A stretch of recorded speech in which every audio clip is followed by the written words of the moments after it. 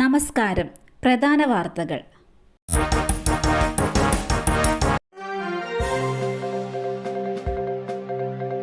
Custody കാലാവധി ഇന്ന് അവസാനിക്കാനിരിക്കെ ജയിലിൽ നിരാഹാരം തുടർന്ന് രാഹുൽ സ്ഥാപനത്തിലെത്തിച്ച് തെളിവെടുത്തു.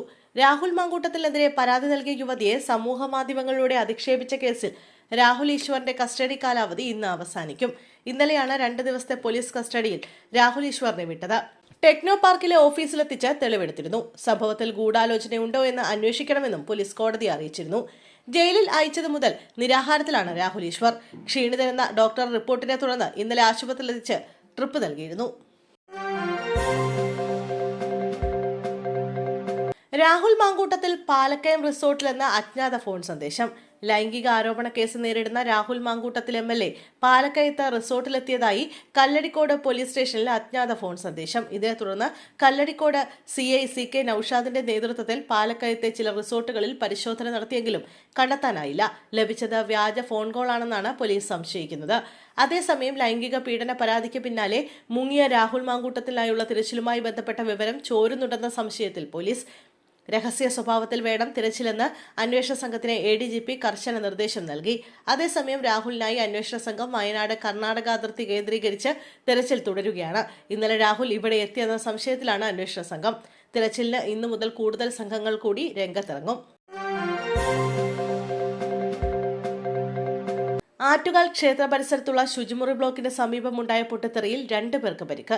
അറ്റകുറ്റപ്പണികളുടെ ഭാഗമായി എത്തിയ ജോലിക്കാർക്കാണ് പരിക്കേറ്റത്. 25 ശുചിമുറികൾ ഉണ്ടായിരുന്ന കെട്ടിടത്തിൽ വെൽഡിംഗ് ജോലികളാണ് നടന്നുവന്നത്. വെൽഡിംഗിനെത്തിയ 2 പേർക്കാണ് പൊട്ടിത്തെറിയെ തുടർന്ന് നിസാര പരിക്കേറ്റത്. ഇവരെ സമീപത്തെ ആശുപത്രിയിൽ പ്രവേശിപ്പിച്ച് പ്രാഥമിക ചികിത്സ നൽകി വിട്ടയച്ചു.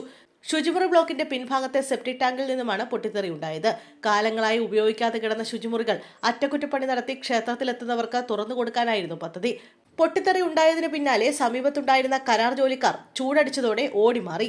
ഓടുന്നതിനിടെ വീണാണ് ഇവർക്ക് നിസ്സാര പരിക്കുകളേറ്റത്. അപകട വിവരമറിഞ്ഞ് ഫയർഫോഴ്സും ബോംബ് സ്ക്വാഡും സ്ഥലത്തെത്തി. ശബരിമല തീർത്ഥാടകരുടെ വാഹനത്തിന് തീപിടിച്ചു. ദർശനത്തിനായി പോയവരുടെ വാഹനമാണ് പമ്പ ചാലക്കയത്ത് സമീപം വെച്ച് തീപിടിച്ചത്. ഹൈദരാബാദ് സ്വദേശികളാണ് ടാക്സി കാറിലുണ്ടായിരുന്നത്. പുക ഉയരുന്നത് കണ്ട തീർത്ഥാടകരെ വേഗം പുറത്തേക്കിറക്കിയതിനാൽ അപകടം ഒഴിവായി. ഫയർഫോഴ്സ് എത്തിയാണ് തീയണച്ചത്. അപകടത്തിൽ ആർക്കും പരിക്കില്ല. കൊച്ചിയിലെ റെയിൽവേ ക്വാർട്ടേഴ്സിൽ ഭാര്യയും ഭർത്താവും പൊള്ളലേറ്റ നിലയിൽ. കത്രക്കടവിലെ റെയിൽവേ ക്വാർട്ടേഴ്സിലെ താമസക്കാരനായ രാജസ്ഥാൻ സ്വദേശിയെയും ഭാര്യയുമാണ് പൊള്ളലേറ്റ നിലയിൽ കണ്ടെത്തിയത്. ഇരുവരെയും പാലാരിവട്ടത്തെ സ്വകാര്യ ആശുപത്രിയിൽ പ്രവേശിപ്പിച്ചു. ഭാര്യയ്ക്ക് 85% പൊള്ളലേറ്റിട്ടുണ്ട്. ഭർത്താവിന്റെ പൊള്ളൽ സാരമുള്ളതല്ല എന്നാണ് പ്രാഥമിക വിവരം. ദക്ഷിണ റെയിൽവേയിൽ ടെക്നീഷ്യനാണ് രാജസ്ഥാൻ സ്വദേശി. ഡീസൽ ഒഴിച്ച് തീ കൊളുത്തിയതാണോ എന്നതടക്കം പോലീസ് അന്വേഷിച്ചു വരികയാണ്. ഗ്യാസ് അപകടമാണോ എന്നും സംശയമുണ്ട്. സംഭവം നടക്കുമ്പോൾ ഇവരുടെ 3 മക്കളും ക്വാർട്ടേഴ്സിലുണ്ടായിരുന്നു.